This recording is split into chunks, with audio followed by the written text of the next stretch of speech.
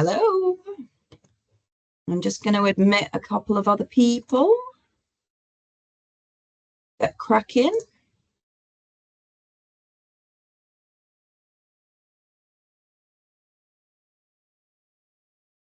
Okay, we might have a few other people popping on, but we'll get cracking just now. I know that you're all very busy people, but thank you for joining us on this Monday afternoon.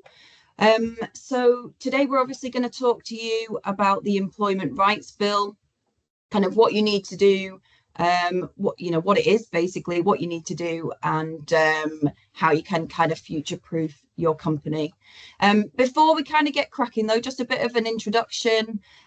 So I'm Liz Chiva. I am the director of Hallidays HR. This is Lizzi Walsh. Well, she looks a little bit different in the picture to what she does on your screen. She's now a redhead, but she is the HR business partner who works alongside me at Hallidays HR. So we are a HR training and recruitment consultancy based in Stockport. A lot of you on the call will know us and work with us anyway, but for those that is this your first time joining us, welcome to you. Just to let you know that we are recording today's webinar, and we can share this with you after the webinar. We'll also be sharing the slides as well, so that you've got those for future reference. I was going to say we can see you but not hear you, but it's fine that, you know, we appreciate that you might be having your sandwich and a brew. But, you know, if you did want to put your cameras on, more than welcome to, but we have switched your microphones off for today. So if you've got any questions throughout the session, then please put those in the chat. There's quite a lot to go through today, so we'll probably keep questions to the end, if I'm honest. So, but by all means, as and when you think of them, if you want to pop them in the chat, and we'll come to them at the end. Okay, so just a bit about what we're going to look at today then. So over the next kind of 45 minutes, we're going to look at the Employment Rights Bill and what it actually is. What's included within it. So we're going to talk through unfair dismissal, flexible working, the changes to statutory sick pay, 0-hour contracts, and parental and bereavement rights. There's also a few other kind of changes coming in, so we're going to touch on those as well. And we're also going to look at the emissions. So there were some things that we thought were going to be coming in, which haven't come in. So we'll take a quick look at that at the end as well. Okay, so first off then, so what is the Employment Rights Bill? So, you know, during Labour's election campaign, they basically put together a plan to make work pay and promised to deliver that within 100 days of being elected. So basically the plan that they put together, the intention of that plan was to kind of achieve 4 different objectives. So the first objective was to keep people in work for longer, to reduce recruitment costs for employers, to increase staff retention, but then overall to kind of to help the economy to grow. And, you know, 100 days kind of passed in a flash, really. And on the 10th of October, 2024, the Labour government released their kind of eagerly awaited draft legislation. So in some ways, I think we expected it to be worse than it was. So it is a slightly watered down version than we thought it was going to be. But it's certainly going to have a massive impact on all employers, but I guess especially on SMEs. But thankfully, I guess the blessing in disguise is that we do have a bit of time to prepare for any of these new laws. So the earliest we're going to see any changes is probably April 2025, but the majority of the kind of bigger changes are not going to be in until kind of autumn 2026. So there is still a bit of time to kind of, you know, get your house in order. And I guess one point just to mention is that a lot of these kind of draft legislation still has to go through Parliament legislative stages and consultation processes in order to kind of get to that kind of final law and to get to the bottom of all the detail, which this is all likely to happen kind of throughout 2025, really. So I guess the bottom line is that, you know, don't panic, or don't panic right now. You know, yes, these changes are coming. Yes, they're going to impact you and your business, but you've got time. So you've got time to mull over the changes. You've got time to review your current practices and procedures, have a look at the gaps, do that gap analysis, and gives you that time to prepare, to forecast, to focus, and to put that plan in place.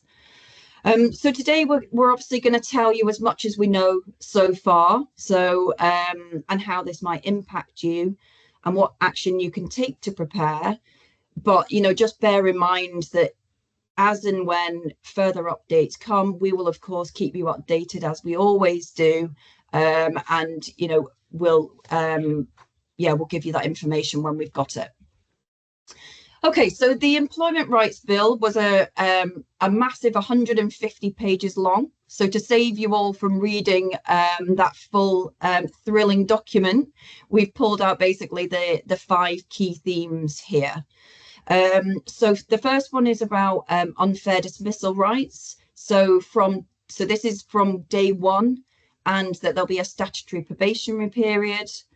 We're going to look at flexible working, so to become the default for all workers.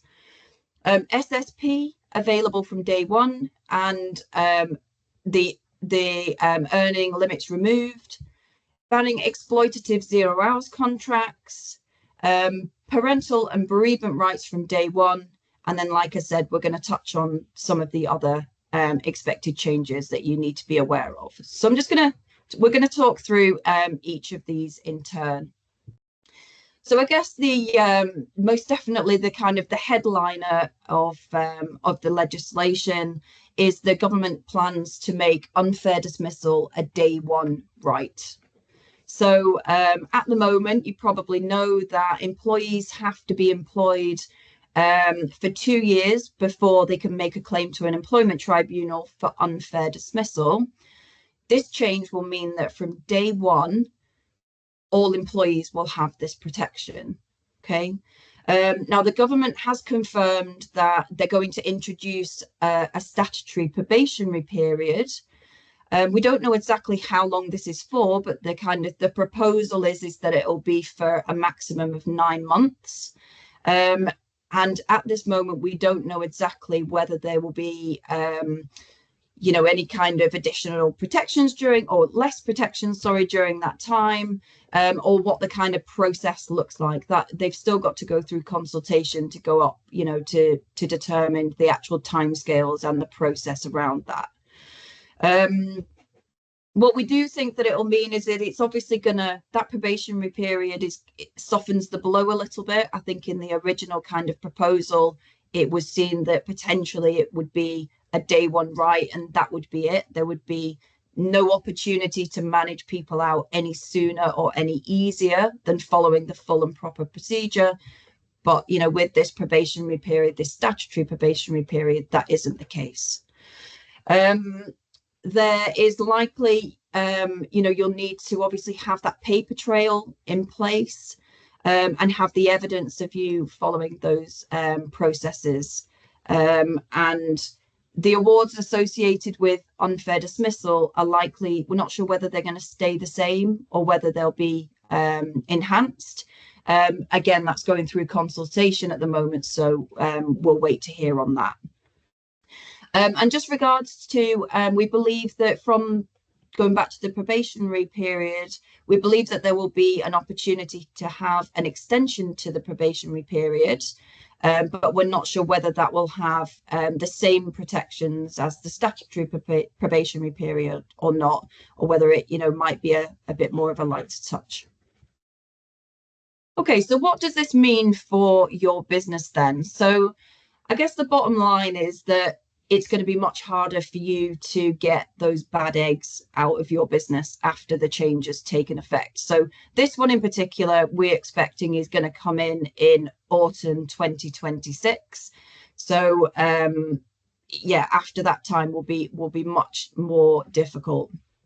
So I guess there's going to be, a much greater need to ensure that your policies, your procedures are fit for purpose and obviously are being adhered to. So I guess throughout the employment life cycle, really. But, if you think about your recruitment practices and reflect on those, it'll be important to get the right people in the business in the first place, making those really good decisions. Your onboarding, are you effectively integrating your new starters into the business and kind of setting them up to succeed? The probationary periods obviously is going to be, massive. What was seen as being a kind of a nice to have and a best practice is going to become statutory. So, looking at what the process is around that and obviously the criteria around managing that and recording it. Performance management is going to be very similar, to make sure that you can manage all of these processes effectively and legally. And I guess the same for, disciplinary, redundancy, absence, any of those processes in which could end up in terminating an employee's employment is, you're going to need to make sure that you've got that kind of robust process behind it and that paper trail to follow it up as well, just to ensure that there's no risk. In terms of some of the things that you can do to prepare, so we've got kind of whatever it is, 18 months, maybe a little bit more. But if you can get those, if you have any bad eggs within the business, if you can potentially manage those out sooner rather than later. Obviously do an audit of your existing practices, and do a bit of a gap analysis, see where you're at currently, see where potentially you need to be in order to meet current legislation, but then also have the kind of longer goal in mind of that kind of autumn 2026 of where you need to be, and to kind of tighten up those practices, get used to creating those paper trails. And obviously, a key one here will be to train your managers, because they're going to be at the forefront of any of these processes. Okay, so next up, looking at flexible working then. So this is one that certainly got people talking, and I think it's kind of the support act, I think, to the unfair dismissal legislation. So what the kind of term is, or how they described it, is that flexible working is to become the default. And I think at first this kind of sounded like people could work whenever and wherever they wanted. But actually, that's, as it's come out, that isn't actually the case. So, as we know now, flexible working is a day one right already. However, what the government have said is that they want to make flexible working the default wherever practical. So again, kind of what this looks like and what is practical is still to be defined. We don't know what that looks like right now. But what the government have said is that an employer will need to have a reasonable business reason to refuse flexible working. But again, what is reasonable is yet to be defined. We're not sure whether the 8 statutory reasons that currently exist in order for reasons to reject a flexible working request, whether they'll still be the same, whether they will be in existence at all, or whether we'll get something completely new in its place. I think the only kind of guarantee is that, employers will have to explain and do that clearly in writing at any refusal of a flexible working request. So what does that mean for your business then? So I guess the bottom line is that we will expect that you will receive quite a lot more flexible working requests. So, it's about making sure and being prepared here again around that your flexible working policy is up to date and legally compliant, that the procedures are being adhered to, that there's paper trails, reviewing that, doing that gap analysis of those. Training your managers, like I mentioned previously, that's all going to be key. A couple of things just to be aware of is that the penalty for failing to follow procedure is currently 8 weeks pay. and we expect that that will remain the same. And as far as we know at this moment in time, it's not expected to increase. And it's also, be mindful that if you do refuse any flexible working requests, that it could lead to any potential discrimination claims, which are uncapped in terms of, how much the award is. So just kind of emphasizes, the need to get it right, really. Okay, moving on just to statutory sick pay then. So with this, the government's proposal is to remove the 3 waiting days for SSP, so that now SSP will be paid from day 1 of sickness rather than that day 4. And they've also said that the lower earnings limit will be removed. So this will mean that SSP is available to all employees now. And the government stated that the reason for these changes is that the current SSP arrangements, that they don't encourage people to be off sick when they are actually sick. So that means that, they're spreading illnesses like colds, coughs, things like that. But it's also kind of leading to more presenteeism. So when people are kind of showing up for work, but they're not actually fit for work or actually doing anything, and not fully functioning. So just as kind of detrimental, really. So in terms of what this means for your business, I guess it's no surprise that, this is potentially going to be quite a big impact from a cost perspective. Those not having those 3 waiting days anymore, that SSP being paid from day 1, potentially that is going to be quite a big impact. And you can't obviously claim SSP, reclaim it from the government. So it is a cost that, as an employer, you will need to bear. So I guess our advice on this is about, looking at doing a bit of forecasting. What have your absence levels been so far? Understand the implications on, this SSP being paid from day 1, and potentially, budgeting for that on your existing sickness levels. And then I guess be prepared for the potential that sickness absence levels might go up, because obviously they're getting paid for it now. So it'll be really crucial to make sure that you've got those absence management procedures, that you kind of, you're doing your return to work interviews, you're managing this, having triggers potentially, that you're looking at it and that you're ready to be able to manage it effectively.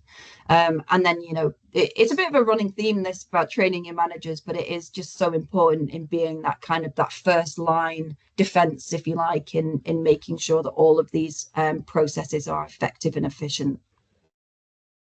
Okay, Lizzie's just going to talk about 0 hours. Yep, so next up is obviously the proposal to ban those exploitative 0 hours contracts. So, I guess a lot of companies already use 0 hours contracts. We see this quite a lot in the hospitality sector, the retail sector.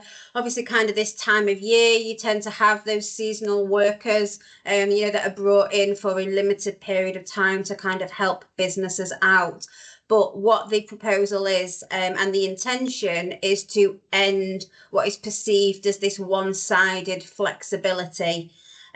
So there is talks of the reference period, in terms of that being consulted on. We expect that it will be 12 weeks. So if you generally use 0 hour contracts for kind of longer than that, then you may need to consider using short-term contracts, so a fixed-term contract, for example.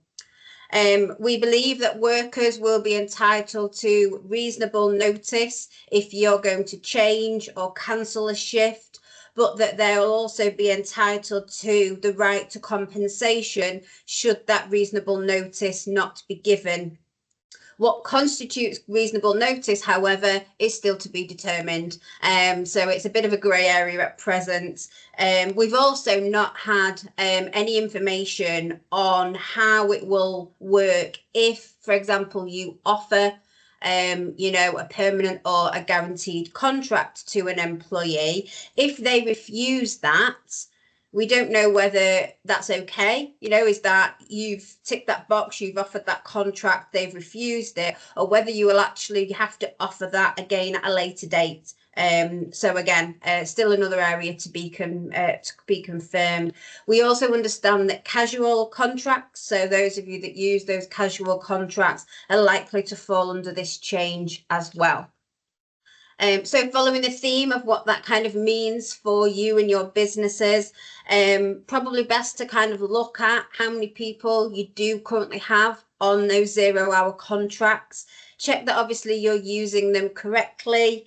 And as I said, could you actually consider using a fixed term contract? Could you offer, somebody part-time work if you do have somebody that is working kind of regular hours for you? It's just a bit of food for thought, I guess. The next one then that we are going to talk about is the further parental and bereavement rights. So all parental leave rights are to become available from day one of employment, so the minute that somebody starts working for you, and all employees will be able to access bereavement leave. Additionally, there will be more protection from redundancy and dismissal for pregnant women and mothers returning to work. So currently for that parental leave, it's 26 weeks service that an individual has to have to be eligible. But the bill is going to propose that actually changes to a day one right. With regards to bereavement leave, we work with some companies that do actually pay bereavement leave, which is great, whilst there is no legal entitlement. But we are hearing that potentially this may become the law. So bereavement leave may be a paid entitlement that your employees are eligible for. There are no final decisions with regards to that as yet. But we'll just kind of, we're just waiting to hear. And in terms of, I guess, who classes as a family member, it's likely to be close family members, but we're hoping that there'll be kind of a bit more definition as to, okay, well, what does that look like? Because what a close family member to me is obviously going to be different to somebody else. So looking for some further guidance on that as well. So in terms of what that means for yourselves and your business is undoubtedly reviewing and updating your family and bereavement policies to ensure compliance as and when this law comes in. And, ultimately being careful if you've got to follow a procedure with regards to disciplinary, redundancy, or even dismissal, should your employee be pregnant at that time or returning to work post childbirth. This is certainly a risky area for businesses. So, if you do find yourself in this situation, if in doubt, ask us and we can obviously guide you on that. So we mentioned at the beginning about some other changes to be aware of. We don't have the time, unfortunately, to cover all of them. So I'm just going to kind of give you some key points on each of these. But obviously, if you want to find out more information about any of these, how they impact on your business or what it is that you might need to do to kind of future-proof, then, just let us know. But some other changes to be aware of are, so trade unions. So what we are hearing is that there is going to be a proposal to make it easier for employees to join a trade union, and that actually there may be a potential contractual clause, so an actual clause in their contract that allows them to be able to become a member automatically of their chosen trade union, if indeed as a business you recognise trade unions. The Fair Work Agency, so there's not much detail on this at present, but currently there are a number of different agencies that kind of govern these areas and those that we've previously spoken about. And what we believe is that there is ultimately going to be just one agency formed to enforce, and ultimately protect employees, to enforce that the changes that are coming into place are being adhered to, and therefore employees are kind of, not at a disadvantage. We've got the national living wage. So it's proposed that the current age bands are going to be removed. So younger workers won't be on the national minimum wage. And I'm sure you're more than aware, but in the budget last week, it was also confirmed that the rate of pay will be £12.21 per hour from April 2025. So we just need to wait to hear more on that in terms of, ultimately, will that rate apply to everybody? We think it will. We've then got third party harassment. So this was actually removed in 2013. At the time, it was deemed hard to enforce and monitor. We're a company, we use third party people. I'm sure you guys do as well. It can be quite hard to kind of, keep track of everything. However, it is going to be coming back at some point in hopefully a revised form, but ultimately employers will have full responsibility for third party harassment, and obviously the prevention of that. Sexual harassment law, I don't know if you follow me on LinkedIn, but I did put a post out a week or so ago. So this actually changed on the 26th of October. So this is already in place. So this is a current law that places a new duty on employers to take reasonable steps to prevent sexual harassment. So obviously, key theme, making sure that your managers are trained in terms of kind of how to deal with allegations of sexual harassment in the workplace, but also making sure that your policies are up to date and are legally compliant. So that process that employees need to go through in order to raise that, that's documented, and that kind of process is fair and transparent. And then finally, we've got fire and rehire. So currently, if you are, you've gone through a consultation process with your employees and you are unable to agree new terms and conditions, then you can currently terminate their existing employment on the terms and conditions and re-engage them on the new terms and conditions. Oh, excuse me. But what the bill is proposing is to make it automatically unfair to do this. So unless as a business, what we're hearing is that unless you can justify and identify that there would be financial hardship to your business if you were to not engage on new terms and conditions, then it would actually be an automatic unfair dismissal to do this. But yeah, we await more detail. And then just another point, I guess, on the budget last week with regards to employer national insurance. I'm sure you're all aware, but from the 6th of April 2025, it's going to increase by 1.2%. So it will go up to 15% from April next year. Okay, so we mentioned earlier as well about some omissions to the bill. So these were some changes that we were expecting, but as yet there has been no further information. So it's kind of a watch this space, I guess. First up is the worker status. So currently there are 3 employment statuses.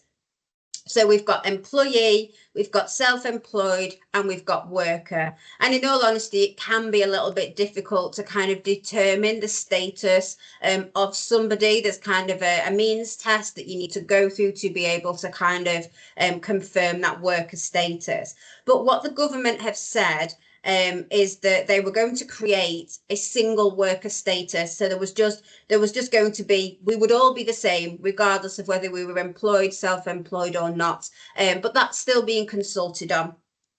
The right to switch off, I guess this was probably a surprise that this was omitted from the bill, but also perhaps a pleasant surprise, let's just say, because what they initially pledged was that it would deal with issues such as employers not contacting employees out of hours. So, not being able to email them, even if you weren't expecting a response, not being able to drop them a quick WhatsApp message and say, oh, I know you're off, but I'm really sorry. Is it okay to ask you, about this? Or, are you free for a quick call? But essentially that's been put on hold for now. So we await further details on that. Also omitted was parental leave. So, currently parents are entitled to 18 weeks of unpaid leave up until a child's 18th birthday. But the government are looking to enhance this time off and are potentially looking at whether or not this leave would be paid as opposed to unpaid. And then finally is the expansion of equality bill. So this doesn't apply to SMEs, but if we have got any people on that are kind of, you know, a larger employer, you'll know that when you've got 250 plus employees, you need to submit a gender pay gap report. And what the government are proposing is that this will also need to include race and disability. So there's going to be a new equality bill that will be drafted to kind of support businesses in terms of that reporting and ensuring that compliance. So obviously lots to consider. In summary, I guess the new bill, the measures, it will give protection against unfair dismissal from that day one, but allowing employers to operate probation periods. It will establish parental and bereavement leave from day one, end those exploitative 0-hour contracts, make flexible working the norm where practical, strengthen statutory sick pay, and deliver that stronger dismissal protection for pregnant women and new mothers. So I guess, you know, as Liz said, you have got time, but no time like the present, I guess, in terms of taking action. We will, of course, keep you informed. We'll put you on our mailing list after this webinar. We'll connect with you if we haven't already on LinkedIn. You can obviously follow our company and personal LinkedIn pages where we kind of, we put everything out there for you to see. But in terms of preparing, there's no harm in kind of acting now, I guess, in terms of future-proofing your business by getting ahead of the changes. Liz mentioned earlier in terms of a gap analysis, consider perhaps an audit of your policies and procedures to make sure, it might be that actually some, bereavement leave, for example, if you pay that and that's something that comes into place, then, you've already kind of, you're already compliant in that respect. So I guess just being aware of what your current procedures and policies are. The recruitment and onboarding, ultimately, we want to get it right first time, but sometimes, that doesn't happen. Check that your recruitment process is effective. Is it going to ensure that you get that right person first time around? Ensure that you're using your probation periods effectively. Have you got that onboarding process that really sets your employees up to succeed? So there's hopefully no niggles further down the line. Training, is the buzzword of today, I guess. But, managers need to have the relevant training to be able to effectively manage their people. And I guess looking at your budgeting and your forecasting, so trying to anticipate the cost, the additional costs on yourselves so that you can plan ahead. The statutory sick pay increase, the national living wage, if you are training people, the potential cost for that, I guess. So just in terms of a couple of things that, we at Hallidays HR can help you with in terms of that audit of your HR policies and procedures. What does your recruitment process look like? What's your onboarding process? Ultimately, what do your policies and procedures say in terms of the rights that employees have currently? We can look at doing that gap analysis of those processes and those documents, making sure that they're fit for purpose, and ultimately updating them as and when the legislation changes. So if you're not already a client of ours, and this is something that you are interested in, then please do get in touch if you would like to discuss that more. And I guess it wouldn't be fair to say you need to train everybody without also highlighting the fact that we do offer line manager training. So we can help with that line manager training need. For those of you that don't know, we run regular line manager training courses at our offices in Stockport. We do a 1-day course and we also run a 2-day course. They're in person, Liz and I deliver them, they're interactive. They're fun. There's some testimonials there that you can read. Don't just take our word for it. But in terms of current dates, we've got a 2-day one running on Thursday the 5th and Friday the 6th of December. We do still have some places.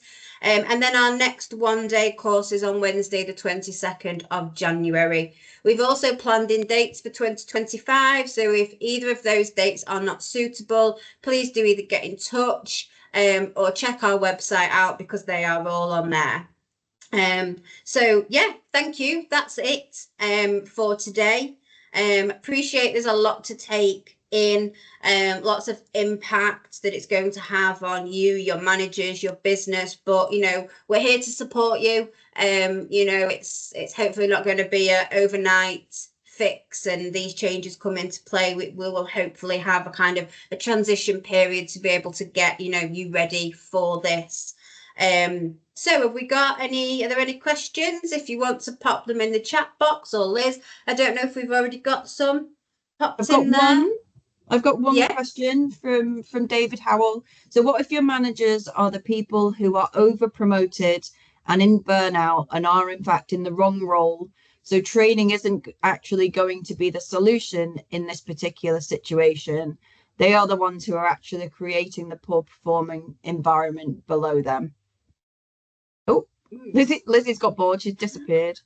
I mean, in my mind, this is where your performance management and your one-to-one processes, your PDRs, performance managing those managers basically, in order to recognize, what are the expectations required as a manager, and potentially where the gaps are. If you've trained them yet it's not working and they're still behaving in the same way, then it's about tackling that poor performance and having those difficult conversations, in my mind. Yeah, and I think I'd add to that, is it actually, not saying it's yourself, David, but is it, their manager's manager that actually needs a bit of support in terms of how to manage these managers? If is it the more senior managers perhaps that need a little bit of insight into how to manage these people in terms of their performance, so that they can then manage those people below them that they indeed support? Yeah, because we do, although obviously we do the training, don't we? But and we do it at all different levels. So it's like, it's either for first line managers or it's for more senior managers that want a bit of a refresher. Or we've even worked with some clients, that see the benefit in training all of their managers in doing bespoke training and go into a business and train, with your specific processes, procedures, values, that type of thing, and work that way to get, all of the all of the managers trained at all levels, really. Got another question. So Adam, there's lots covered in now. Right. Do we yet know a timeline of these changes regarding what will be coming into force in April 25 versus autumn 26? So obviously the increase to minimum wage, the increase in national insurance, that's all with effect from April next year. Other than that, I don't believe there are any. I think there's some suggestion for the family friendly stuff that it might be 25 instead of 26, but there's no definites on that. And like we say, the bottom line is, because it's still got consultation to go through, the majority of the big hitting stuff is going to be autumn 26. Yeah. Any other questions?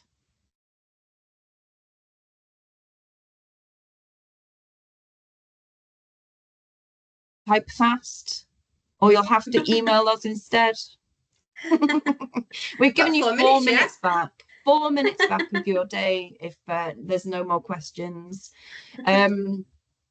But yeah, I mean, thank you so much for joining us today. We just thought it was it's obviously such a massive topic and going to have such a big impact that we just felt that this webinar was really worthwhile running. So hope you find it useful. Like we say, as and when we find out more information, we will definitely be holding more webinars like these, or sending mailers out. So so just very quickly, Adam's just put a question: do you offer an audit of our current processes?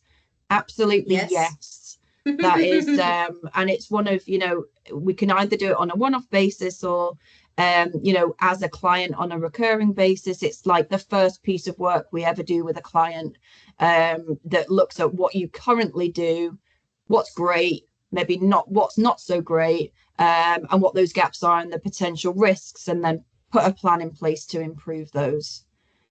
So absolutely, yes. Okay, right, we will leave you to your afternoon. Thank you again, and we'll send those we'll send the slides and the recording round to you. Have a good day. Bye bye. Bye. Bye.